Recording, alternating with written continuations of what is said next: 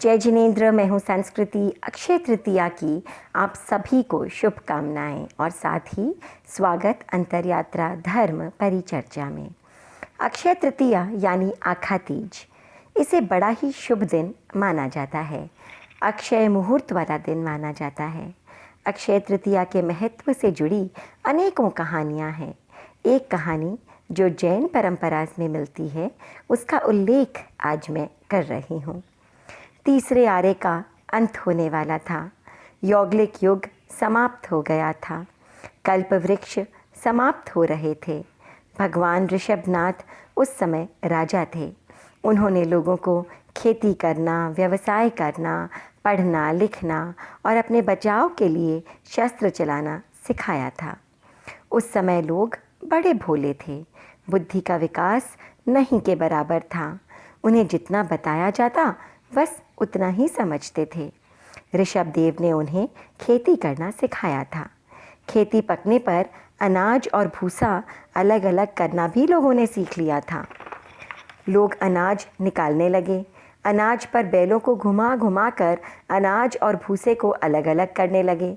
मगर एक विडंबना यानी एक प्रॉब्लम आ गई। भूख लगने पर बैल उसी अनाज को खाने लगे। लोग घबराए और सोचा कि ये बैल ही सारा अनाज खा जाएंगे तो हम क्या खाएंगे। वे शाम को ऋषभनाथ के पास आए और बोले, बाबा, सारा अनाज तो बैल खा जाएंगे, फिर हमारे लिए क्या बचेगा। बाबा ने घास की रस्सियों की एक छींकी बनाई, एक कवर बनाया और कहा, ऐसी छींकी बैलों के मुंह पर लगा दो, फिर नहीं खाएंगे। दूसरे दिन सभी लोगों ने छींकी लगा दी। बैलों के मुंह छींकी से बंद गए। दिन भर कुछ भी नहीं खा सके। किसान खुश थे। आज एक दाना भी फालतू नहीं गया। शाम को बैलों के आगे चारा डाला, लेकिन फिर भी उन्होंने नहीं खाया। लोग फिर घबराए, अब क्या होगा। सब फिर बाबा के पास पहुँचे और बोले, बाबा, बैल तो मर जाएंगे, उन्होंने खाना पीना छोड़ दिया है। बाबा ने पूछा, अरे, तुमने छींकी तो खोल दी थी ना। सब लोग बोले, नहीं, खोलने का आपने कब कहा था। बाबा ने कहा, जाओ जल्दी खोलो। लोगों ने छींकी खोली, तब जाकर बैलों की जान बची। अनजाने में ऋषभनाथ की वजह से बैल घंटों भूख से तड़पते रहे। इसीलिए भगवान ऋषभ के उस समय गहरे अंतराय कर्म का बंध हो गया। खैर, समय बीतता गया और वक्त आने पर ऋषभनाथ को वैराग्य उत्पन्न हुआ। वे सभी सांसारिक वस्तुओं और क्रियाओं को त्याग कर साधु बन गए। दीक्षा लेने के बाद भगवान मौन हो गए।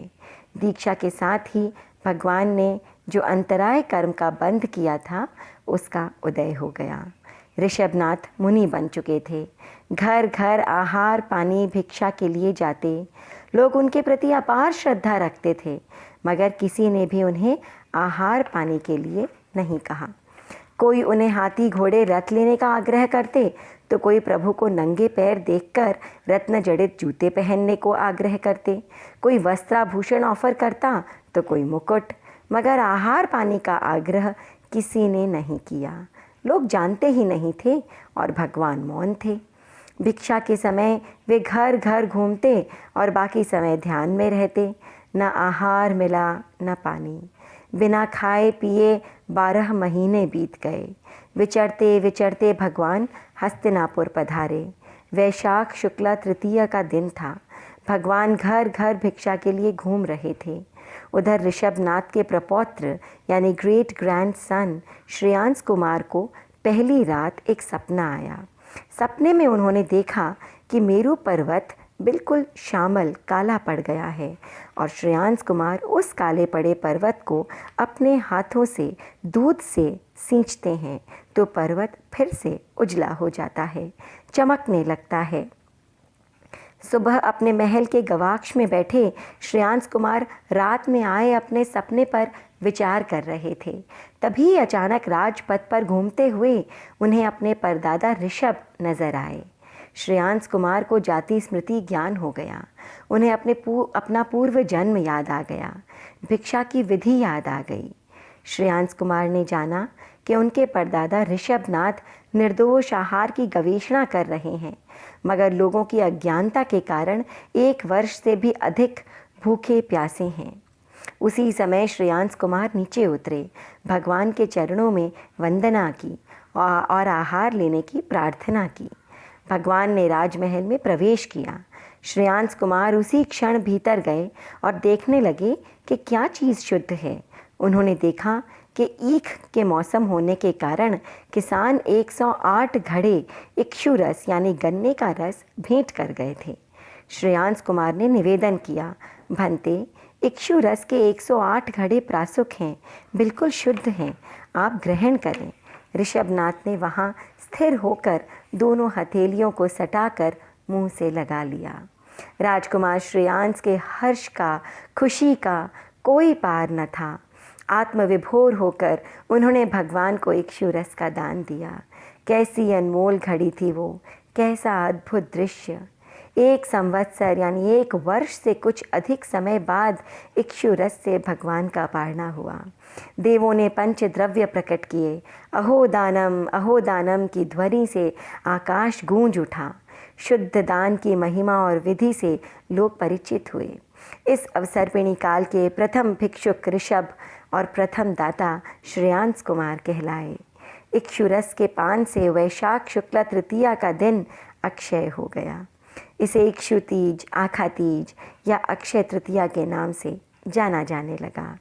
भगवान ऋषभ के वर्षी तप के पारने का इतिहास इसके साथ जुड़ जाने से यह वर्ष का स्तंभ दिन यानी pillar day of the year माना जाने लगा। आगे चलकर अनेकों घटनाएं, परंपराएं, तपस्याएं इस दिन के साथ जुड़ती चली गईं। आज के इस अवसर से कई बातें हमारे सामने आती हैं। कर्मों का बंधन करने से बचें, बंधे हुए कर्मों को दूर करने की कोशिश करें।